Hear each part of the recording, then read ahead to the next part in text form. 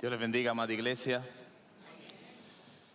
Estamos en un domingo especial. Primero porque hoy inicia la Semana Santa. Hoy se conmemora la entrada de nuestro Señor Jesucristo a Jerusalén y por ende sus últimos días aquí en la tierra. Pero igualmente es un día muy particular por los acontecimientos que es de todos conocido y que de una manera u otra han enlutecido la familia dominicana, nuestro país. Y la iglesia no debe ser ajeno a eso. La iglesia no debe estar separada en una burbuja de la vida cotidiana. Por eso yo quisiera que podamos ponernos de pie un momento. Me gustaría que oremos y que podamos como iglesia darle gracias a Dios, pero al mismo tiempo pedirle a Dios su misericordia y su consuelo. Si usted está ahí con amigos, familiares, tómese de la mano un momento y vamos a orar y dar gracias a Dios. Tomémonos unos minutos para considerar lo que tantas veces hemos hablado desde este púlpito, de cuán importante es contar bien nuestros días. De manera que haya sabiduría, haya una vida bien vivida mientras el Señor nos tenga aquí. Tomémonos de las manos y cerremos los ojos y oremos por aquellos que hoy lloran y sufren la pérdida de alguien. Personas que salieron ese día de sus hogares, pero que no regresaron.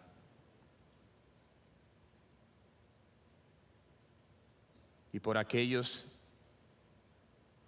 que de manera milagrosa salieron de allí, arrastrados por los escombros, y que hoy cuentan el testimonio, el milagro de la obra de Dios en sus vidas.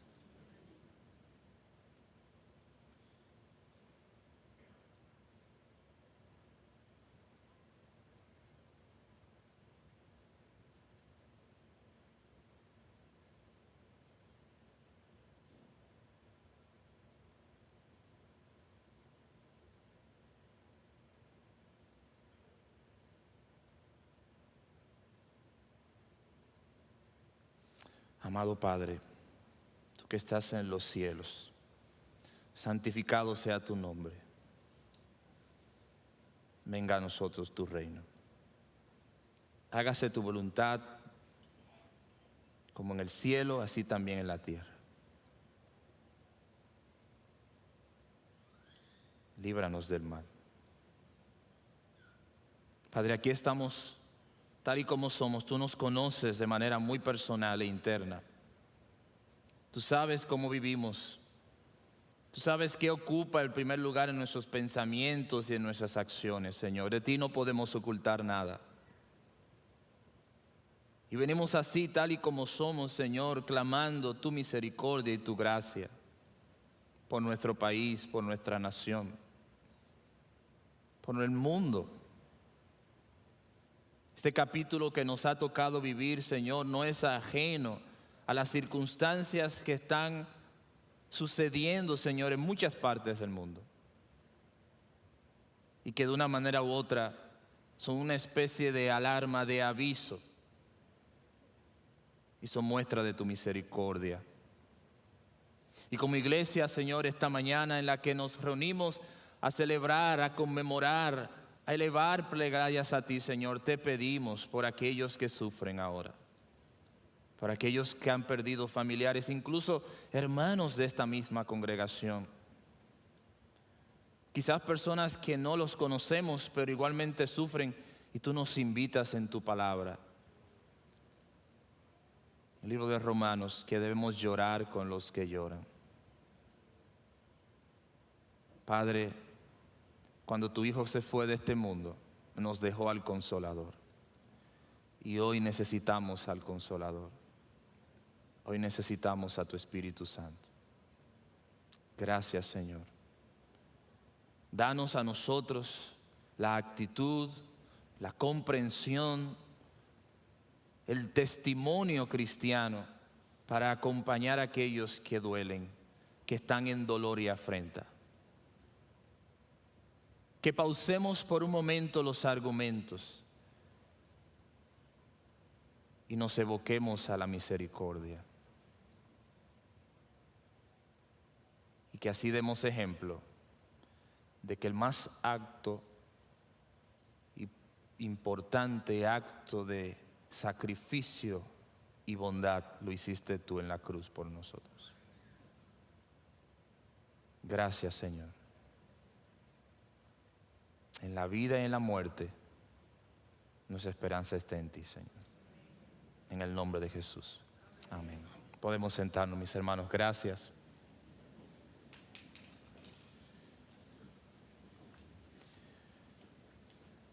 Es un sentimiento agridulce porque, como decía hace un momento, hoy inicia lo que significa y es la semana más importante del año. La semana en la que nuestro Señor y Salvador Jesucristo se propuso cumplir el llamado de su Padre de morir por nosotros. Pero al mismo tiempo trae muchas reflexiones porque nos permite considerar que nuestras propias vidas, las vidas que Dios nos ha permitido vivir, deben ser vividas con un significado mucho más elevado y grande que el que posiblemente estamos viviendo. El sacrificio de Cristo tuvo propósito.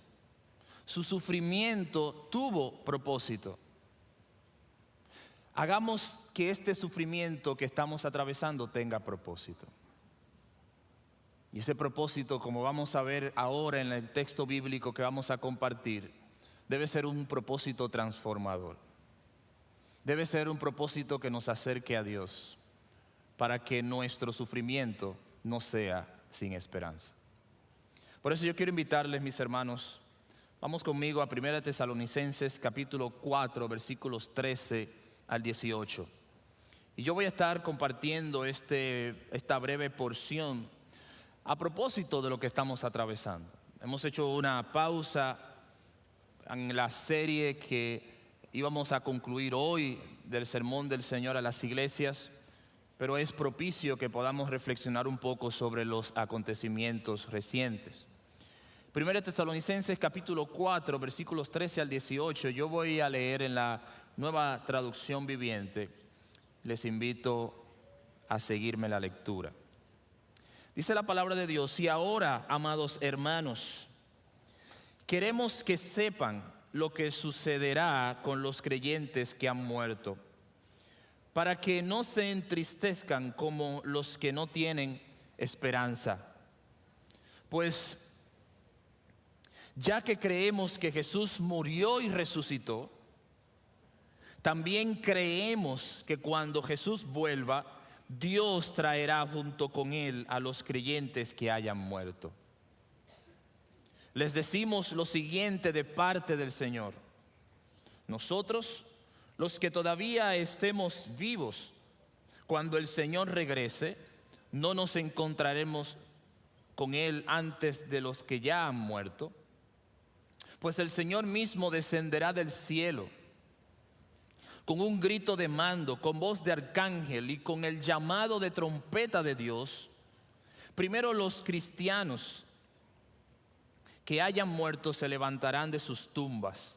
Luego, junto con ellos, nosotros, los que aún sigamos vivos sobre la tierra, seremos arrebatados en las nubes para encontrarnos con el Señor en el aire.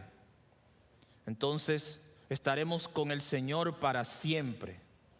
Así que, amados hermanos, iglesia del Señor, animémonos unos a otros con estas palabras. Amén. Las secuelas emocionales y las preguntas están por doquier.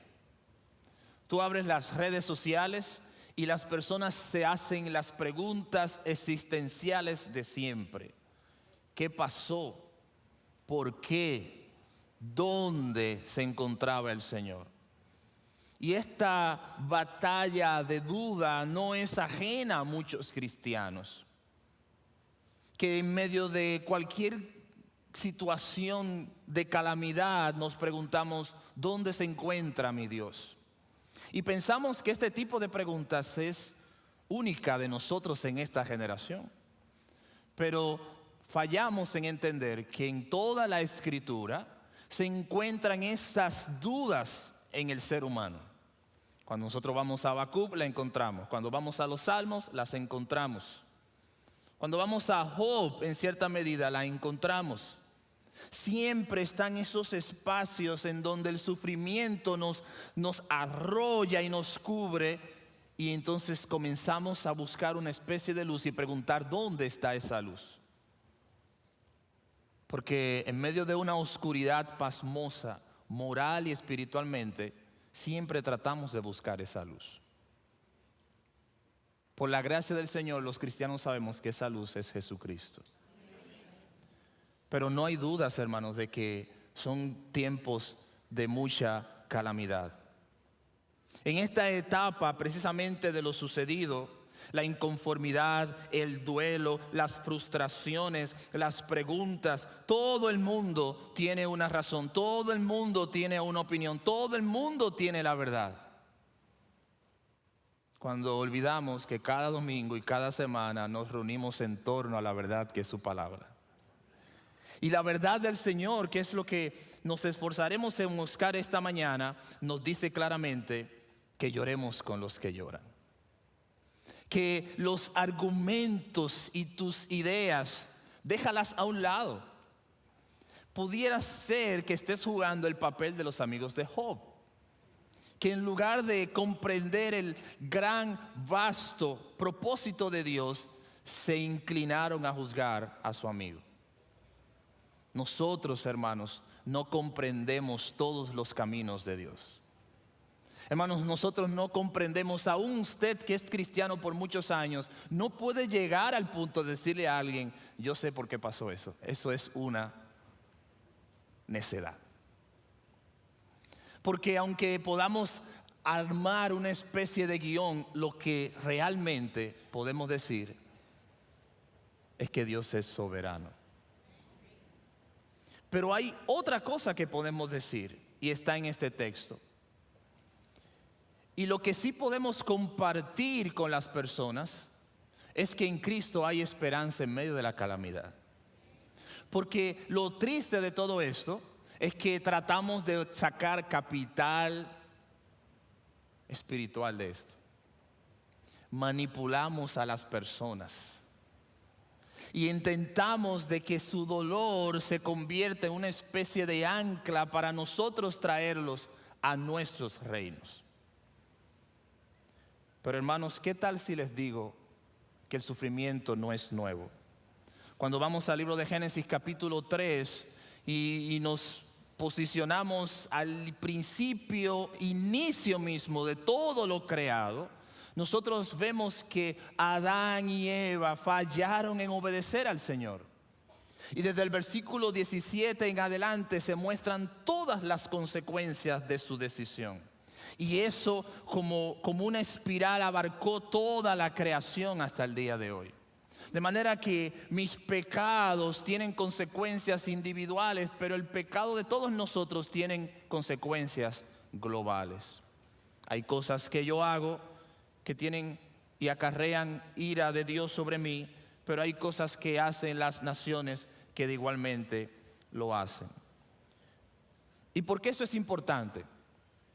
Porque cuando nosotros marcamos el inicio del concepto de sufrimiento, es precisamente en Génesis capítulo 3 que aparece por primera vez la palabra maldad. Porque antes de Génesis 3, todo lo que Dios había hecho era bueno y bueno en gran manera. Es en Génesis 3 que por primera vez aparece la palabra maldad. Y Dios le dijo, no coman de ese árbol, porque del día que de él coman serán abiertos sus ojos al bien y al mal. Es triste, pero de manera general, para cristianos o no cristianos, los recientes eventos nos enseñan por lo menos algunas 4 cosas que quiero compartir. Primero, que la vida es breve. Segundo, que la vida es muy frágil e indeleble. Tercero, que la vida debe llevarnos a entender cuáles son los aspectos importantes de ella. Y número 4, creo que este principio nos ayuda a comprender que si no vivimos para Cristo, entonces no hemos vivido para nada en este mundo. En 1347, en toda Europa y parte del resto del mundo, una pandemia llamada la peste bubónica se llevó entre 75 y 200 millones de personas, aproximadamente el 60% de toda la población mundial. En 1959, la gran hambruna que hubo en China tuvo un saldo de entre 15 y 55 millones de personas que murieron por inanición. En 1939 al 45 tenemos la Segunda Guerra Mundial, sin contar la primera, que se estima que hubo entre 50 y 85 millones de personas muertas entre soldados y civiles.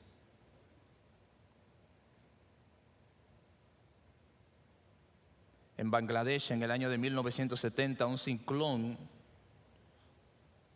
estremeció ese país, teniendo un saldo de muerte de entre 300 y 500 mil personas.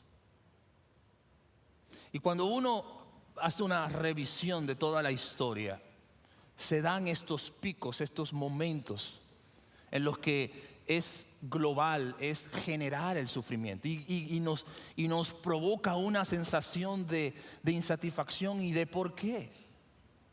Solamente hace 4 años estuvimos confinados por una pandemia que arrasó toda nuestra sociedad moderna y tambaleó los cimientos de lo que hoy llamamos la modernidad y nos demostró que el hombre delante de Dios está desnudo e incapaz.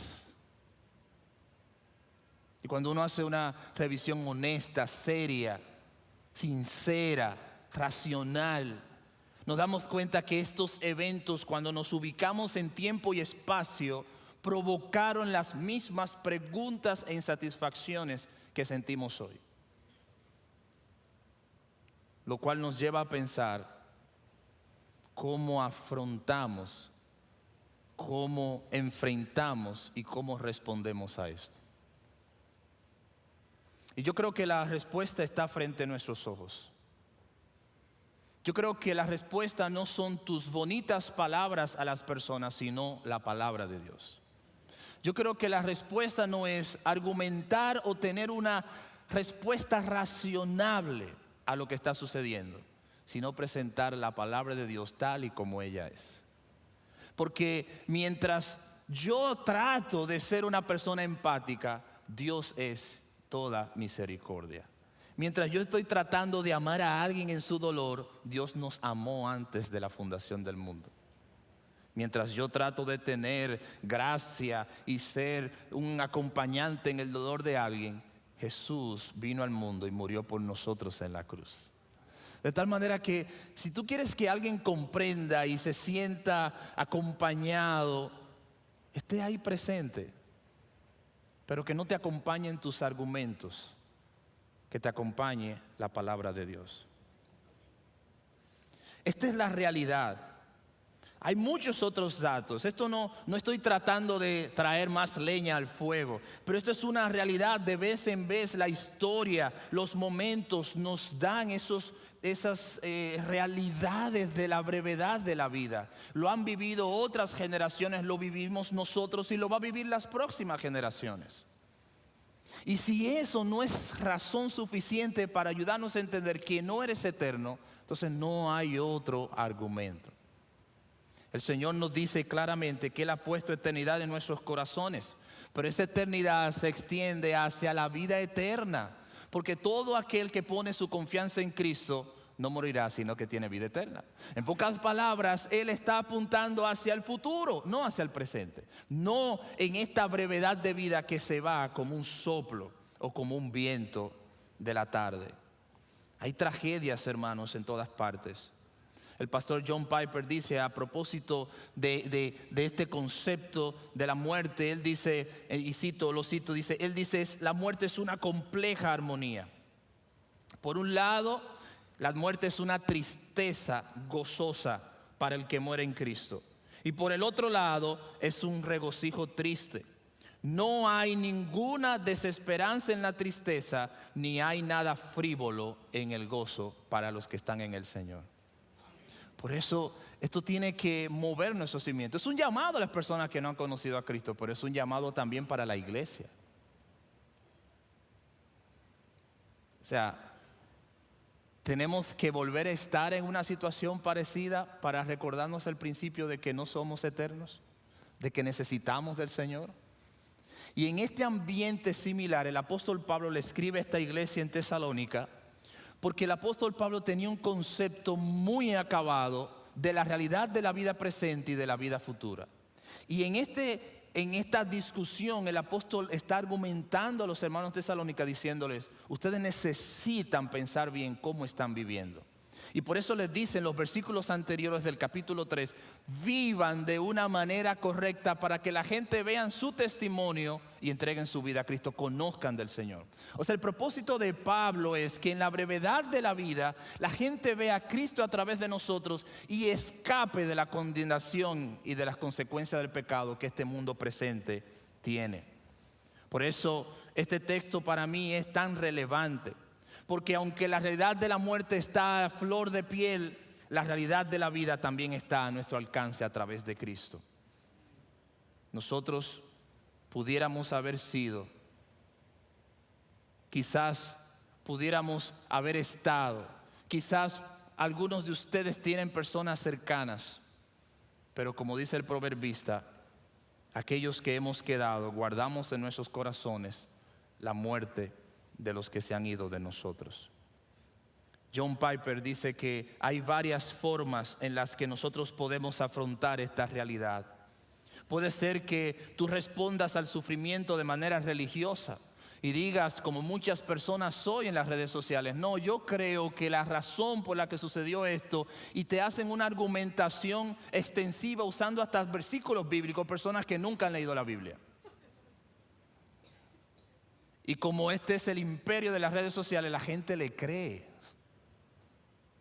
Porque entiende que al usar algunos textos bíblicos, eso le da validez para su forma incorrecta de aplicar las Escrituras. O si eres cristiano, tú pudieras de manera religiosa decir, yo creo que la razón por la que esto sucedió fue esto y esto. Y si somos honestos y decimos, bueno, yo creo que Dios está trayendo una condenación a nuestro país, tenga mucho cuidado con eso. Porque eso está dentro de los designios de Dios y dentro de un ámbito en el cual tú y yo no tenemos injerencia. El llamado del Señor a la iglesia no es a condenar al mundo, es venir a salvar al mundo. Que hay condenación implícita, claro, Juan capítulo 1. El que no ha creído en el Hijo de Dios es condenado. Pero Juan 3:16 nos dice que el que cree en el Hijo, el que envió Dios, tiene vida eterna. Hay una reflexión, pero no puede ser religiosa. Fíjense que no he dicho bíblica, no puede ser religiosa. No debería ser religiosa. Y no debe ser religiosa porque es demasiado simple para responder a la complejidad de lo sucedido. Queremos solucionar el dolor, dice John Piper, por medio de prácticas tradicionales que persiguen calmar nuestra pena con respuestas religiosas. Y la gente va a venir a la iglesia, o la gente va a buscar al Señor, y de eso se trata, que busquemos del Señor en tiempos de calamidad. pero no para darle respuestas religiosas, sino para darle el alimento espiritual que sana, salva y da consuelo a su alma, que es la palabra de Dios. No seas religioso, hermano. No respondas místicamente.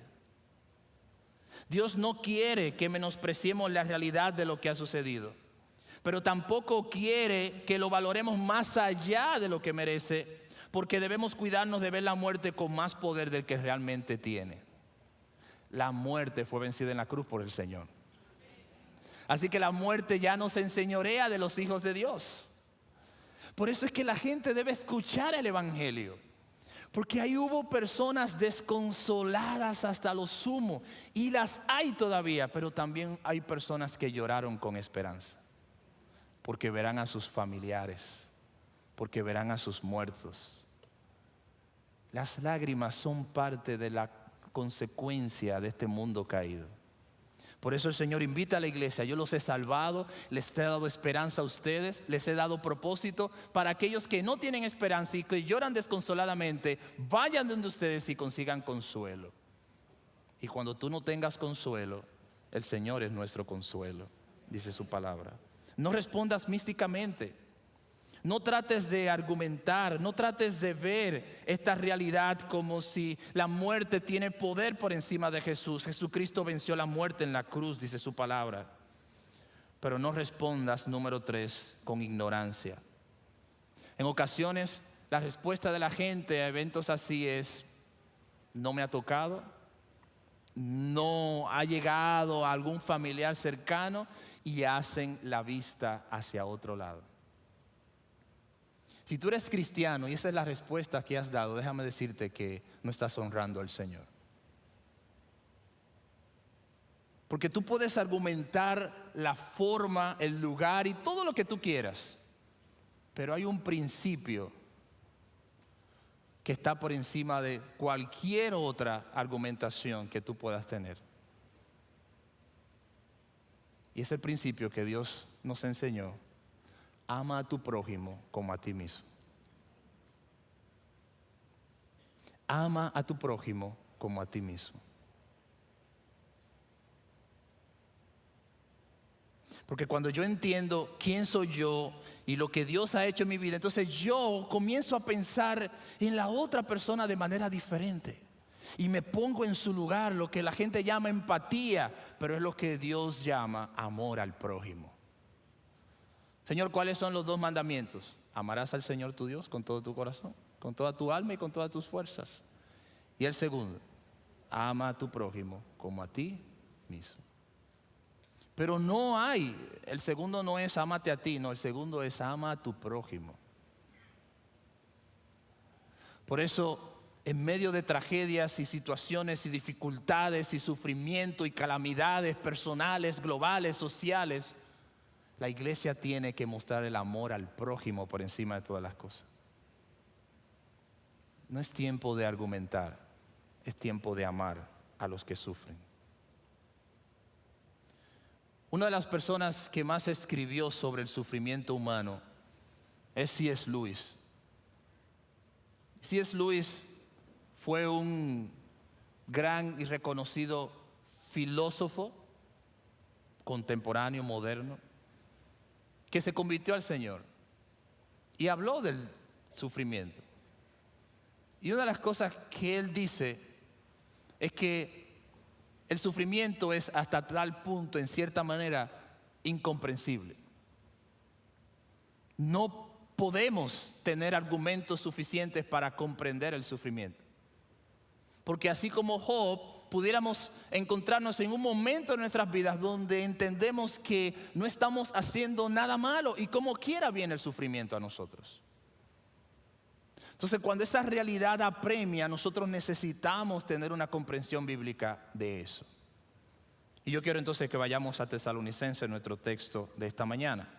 Mire lo que el apóstol Pablo le dice a la iglesia en Tesalónica. Una iglesia que estaba esperanzada de la venida de Cristo y que entendía que Cristo regresaría. Dice en el versículo 13: y ahora, amados hermanos, queremos que sepan lo que sucederá con los creyentes que han muerto, para que no se entristezcan como los que no tienen esperanza. Pues ya que creemos que Jesús murió y resucitó, hermano, también debes creer que cuando Jesús regrese, Dios traerá junto con Él a los creyentes que hayan muerto en Cristo. Les decimos lo siguiente de parte del Señor: nosotros, los que todavía estemos vivos. ¿Ustedes se dan cuenta de lo que Pablo está diciendo? Hace 2000 años, Pablo pensaba que en la venida de Cristo probablemente Él estaría con vida. Nosotros cuando estemos vivos, nosotros. Pero es la misma expresión que usamos ahora, hoy día. Cuando el Señor venga y yo esté con vida, o probablemente esté con vida, pero eso no lo sabemos. Pero Pablo entendía probablemente que él pudiera haber estado con vida. ¿Por qué? Porque la venida de Cristo no se veía como un evento hace 2000 años hacia adelante, sino que él lo veía como un momento o un evento inminente. Y en muchos estadios de la iglesia, en muchas etapas de la iglesia vio momentos de gran sufrimiento y dolor como antesala a la venida de Cristo. Y no es menos cierto que eso debemos verlo así. No es mentira que eventos de sufrimiento son una especie de anuncio de la venida de Cristo. Pero no te pierdas. El anuncio de la venida de Cristo empezó desde que Cristo ascendió a los cielos. O sea, cada evento está prefigurando, cada evento está anunciando que en cualquier instante nuestro Señor se revelará y llegará a nosotros. Y ahí el dolor y el sufrimiento sirven para eso, para llegarnos y quitarnos de nuestras comodidades y decirnos: reorganiza tu vida. Vamos al libro de Job. Un momento, capítulo 1, versículo 20 al 22. Miren el ejemplo de este siervo de Dios. Dice Job 1, 20 al 22. Job se levantó y rasgó sus vestidos en señal de dolor. Después se rasuró la cabeza y se postró en el suelo para adorar. Y dijo: desnudo salí del vientre de mi madre y desnudo estaré cuando me vaya. El Señor me dio lo que tenía y el Señor me lo ha quitado. O como dice en la versión Reina Valera: Jehová dio, Jehová quitó. Alabado sea el nombre del Señor. A pesar de todo, Job no pecó porque no culpó a Dios. ¿Qué es lo que Job está haciendo? Vamos a ver otro pasaje ahora. Pero ¿qué es lo que Job está haciendo aquí?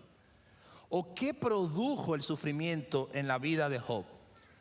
El sufrimiento en la vida de Job produjo una reorganización de su vida. Cuando vamos a los versículos iniciales del capítulo 1, Job tenía un orden de vida. Y en ese ordenamiento de vida Dios estaba incluido. Job amaba a su familia, Job era honesto, Job era un buen empresario, emprendedor. Job tenía una vida, si podemos llamarlo así, casi perfecta de este lado del sol. Pero cuando el sufrimiento llegó a su vida, versículo 20, toda la existencia de Job tuvo que ser reorganizada. Ahora Job comprendió que todo lo que tenía antes del sufrimiento fue dado por el Señor y que ahora nada de lo que tiene también le fue quitado por el Señor. El Señor fue ahora a estar en primer lugar en la vida de Job. Y es que el sufrimiento tiene esa oportunidad. Es la oportunidad de decir: no, déjame reorganizar mi existencia. Que probablemente sea parte de las enseñanzas importantes que extraemos de esta situación. Déjame organizar mi vida. ¿O dejarás que este sufrimiento sea sin propósito? ¿O dejarás que esta calamidad pase como otras sin tú hacer cambios necesarios en tu vida? ¿Esperarás el otro evento catastrófico para poder venir a la iglesia? No, hermanos. Cada evento de dolor es un llamado de Dios a reorganizar nuestras vidas hacia Él. Y cuando no lo hacemos, entonces estamos actuando neciamente. ¿Por qué? Porque el sufrimiento y el dolor ponen las cosas en su justo lugar. Libro de los Hechos, capítulo 8, versículos 1 al 3. Este día comenzó una gran ola de persecución que se extendió por toda la iglesia de Jerusalén, y todos los creyentes, excepto los apóstoles, fueron dispersados por las regiones de Judea y de Samaria. Con profundo dolor, unos hombres consagrados enterraron a Esteban. Y Saulo iba por todas las partes con la intención de acabar con la iglesia. Iba de casa en casa y sacaba a rastras tanto a hombres como a mujeres y los metía en la cárcel. En este evento estamos viendo que 7 capítulos atrás, en el capítulo 1, versículo 8, Jesús, en sus últimas palabras a los apóstoles y a los otros discípulos, les dice: yo quiero que ustedes sean mis testigos en Jerusalén, en Judea, en Samaria y hasta lo último de la tierra.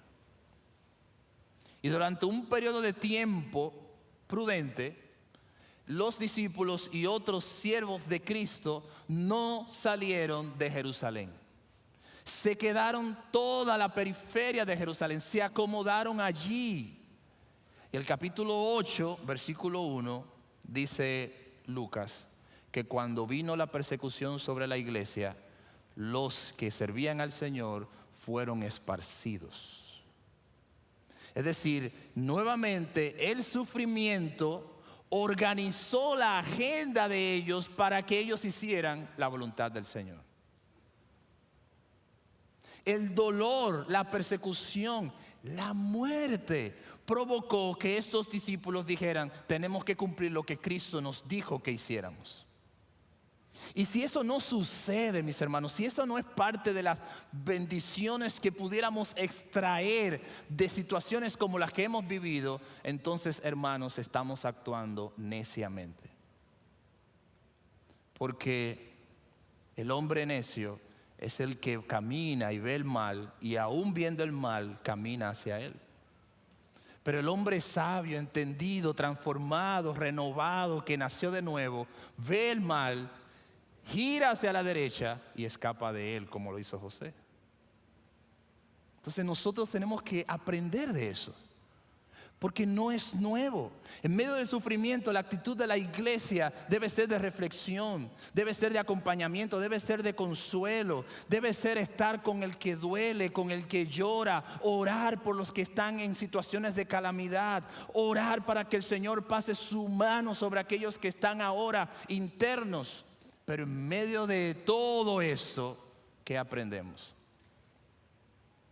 Que el hombre tiene que volver a Dios, que el hombre tiene que reorganizar su vida, que no podemos seguir caminando y olvidar que estas cosas son simplemente cíclicas. Eso es religiosidad. Esa es la visión budista de la existencia.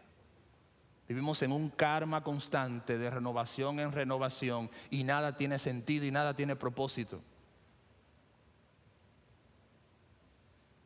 Por eso escuchaba en una palabra que decía el pastor Sugel, de que es el cristianismo el único sistema de pensamiento que tiene respuesta a situaciones como esta. Nadie más la tiene. Y eso es verdad.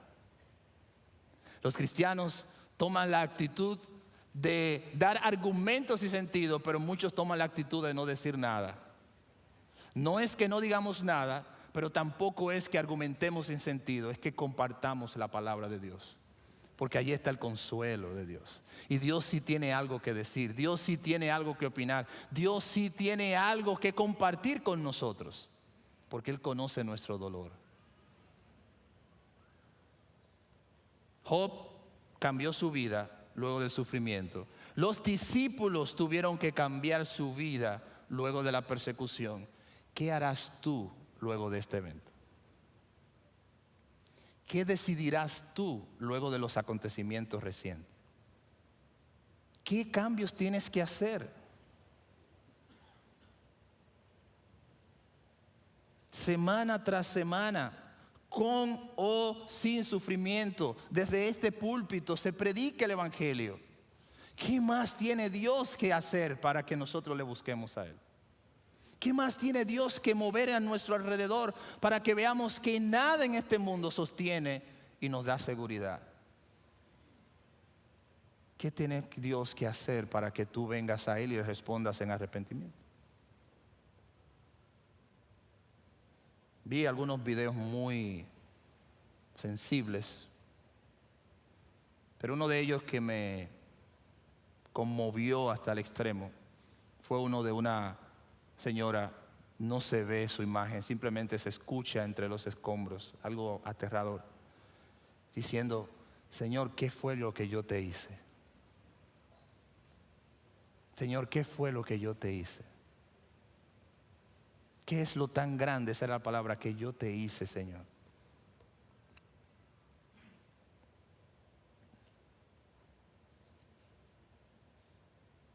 Yo no sé, y es sincero lo que voy a decir. Y son estas las preguntas en las que uno está al lado, uno ora, uno abraza, uno acompaña, pero uno guarda silencio. ¿Saben cuál fue la respuesta de Dios a Job en un momento dado? ¿Qué le dijo el Señor? Yo soy Dios. Nuestra presencia, nuestro acompañamiento en Cristo es un aliciente. Es decirle a la persona: yo estoy aquí contigo. Llegará el momento de argumentar, llegará el momento de buscar respuestas cuando las aguas calmen y cuando podamos sentarnos y evaluar en retrospectiva todas las cosas. Pero mientras eso llega, compartamos la esperanza de Cristo. No tomes esto con capital espiritual. No tomes esto como una oportunidad de manipulación. Y de verdad que me da tristeza ver muchos hermanos en el Señor usando esto de esa manera.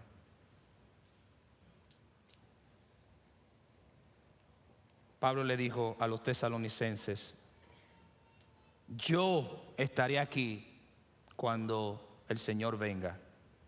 Pero dice el versículo 16: porque el Señor mismo descenderá del cielo, y con un grito de mando y con voz de arcángel y con el llamado de trompeta de Dios, primero los cristianos que hayan muerto se levantarán de sus tumbas. Esto es esperanza de la buena. Porque yo no solamente estoy hablando de los cristianos que están aquí en la iglesia. Es que estamos hablando de que todavía hay personas que están con vida que formarán parte de esa gente que esperarán al Señor. Y que por eso es que esto es importante. No es un mensaje simplemente a la iglesia. Es que aquí Pablo está prefigurando, como lo hizo Juan en el Apocalipsis, a personas que todavía no están en la iglesia o no son hijos de Dios, pero llegarán a serlo. Y como dice C.S. Lewis, el sufrimiento es una especie de trompeta de Dios, donde Dios toca y anuncia que en cualquier momento Él puede venir. Hermanos, muchas personas argumentan de todo. Y hay algunas que no las puedo ni escuchar ni soportar, porque son necedad. Pero si usted es cristiano y usted ha conocido a Jesucristo como su Señor y Salvador, estos eventos, lo único que deben producir es más fe en el Señor. Es más confianza en el Señor, es más cercanía al Señor, es más abrazarlo, es decir: Señor, ¿qué es lo que te debo? ¿Qué es lo que tengo que arreglar? ¿Qué es lo que debo poner a cuenta contigo? Pero eso va de manera transversal, porque uno de los principios que les compartí al principio es que esto nos enseña que la vida es breve, y lo hemos hablado aquí en la serie de las iglesias en el Apocalipsis, que la vida es breve, se nos va. Y muchas veces hemos usado esta expresión, lo recuerdo como ahora: hermanos, no sabemos si al salir de este lugar todos llegaremos a nuestros hogares. Yo lo he usado muchas veces aquí, y no como una especie de herramienta para decir wow, que no, es que es la realidad de la vida, es la brevedad de la vida. Eso le sucede a niños o a adultos o a jóvenes o ancianos, no importa tu condición. Todos nosotros somos plausibles de irnos de este mundo en cualquier momento. Sin embargo, la belleza del Evangelio es el siguiente.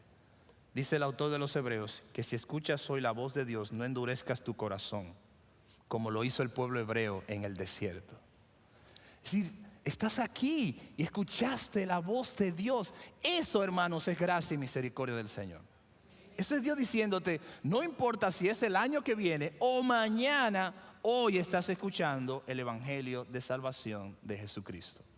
Para que, como dijo Pablo, yo mañana, pasado, no importa el día, yo veré al Señor. Pablo tenía esa seguridad y le decía a los tesalonicenses, el Señor viene en cualquier momento.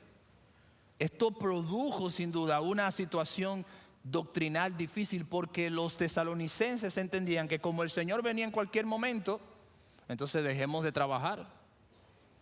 Y es a ellos a quienes Pablo le dice, bueno, el que no trabaje, que no coma. Está bien, no trabaje, porque el Señor viene mañana. Y si el Señor viene mañana, bueno, mira el carro que yo tengo, cógelo para ti.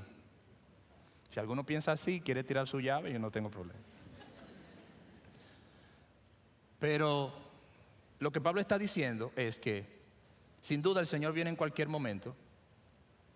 Pero mientras Él regrese, ahora vamos al versículo 18, animémonos con estas palabras.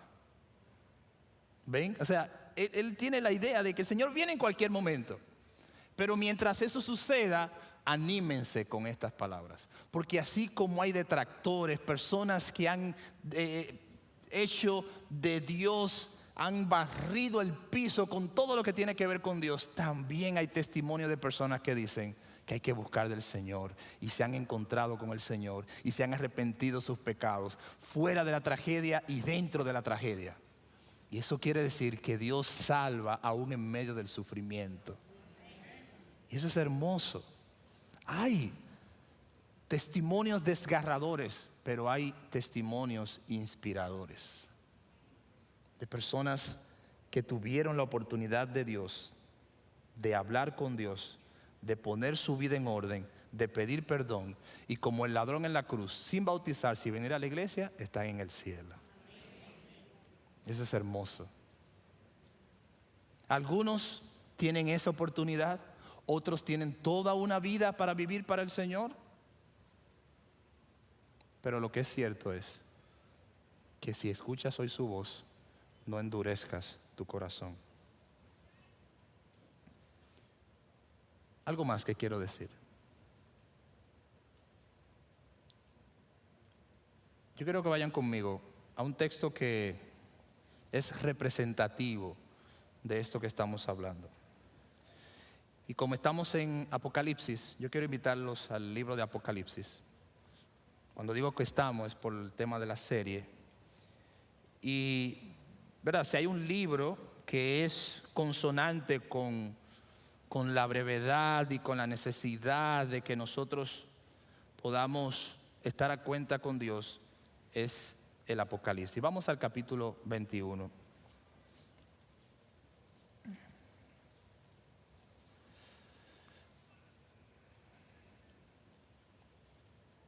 Versículo 5.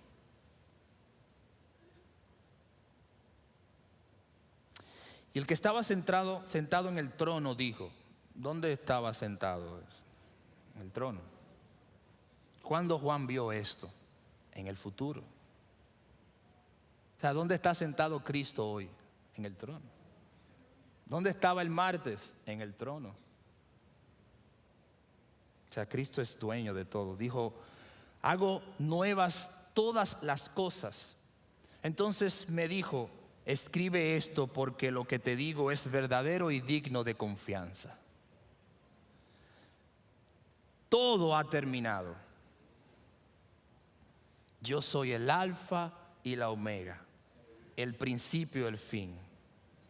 Todo el que tiene sed beberá agua de los manantiales del agua vida. Y los que salgan vencedores heredarán todas estas bendiciones, y yo seré su Dios y ellos serán mis hijos. Las personas dicen, los evangélicos usan la Biblia porque no saben cómo explicar lo que sucede. Y yo digo, ustedes no usan nada porque tampoco saben explicar lo que sucede. Por lo menos tenemos la palabra de Dios que es viva y eficaz. Y el Espíritu Santo en nosotros que nos confirma que esto es la verdad. Pura verdad y nada más que la verdad. Y dice el Señor, todo ha terminado. Cuando venga el fin de los tiempos, ustedes estarán conmigo y yo seré su Dios y ustedes serán mis hijos. Si esto no es esperanzador, hermanos, no hay más nada que dé esperanza en este mundo. Dígale a una persona que ha perdido un familiar: mira, tengo esto para que tengas esperanza. Tengo este bien material.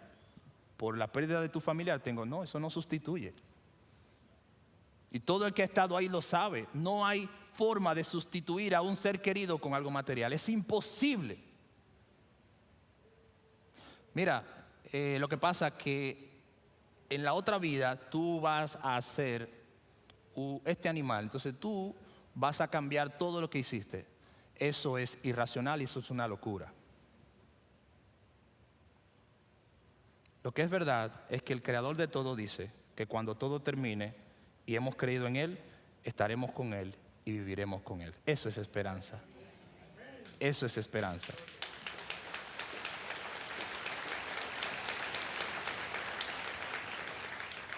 Y si la gente no se siente esperanzado con esto, manténgase a su lado, siga orando, porque llegará un momento en que comprenderá esto y será parte de la familia de la fe. Vamos a orar.